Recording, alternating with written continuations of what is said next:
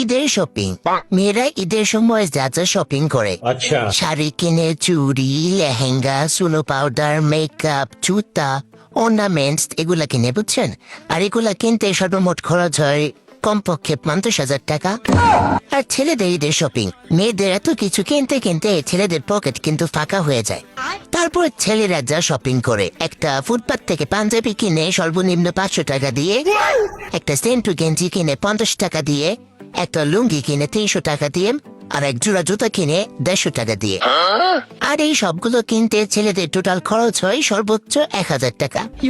মানে মেয়েদের ঈদের শপিং করতে খরচ হয় 50,000 টাকা, আর ছেলেদের ঈদের শপিং করতে খরচ হয় মাত্র 1,000 টাকা।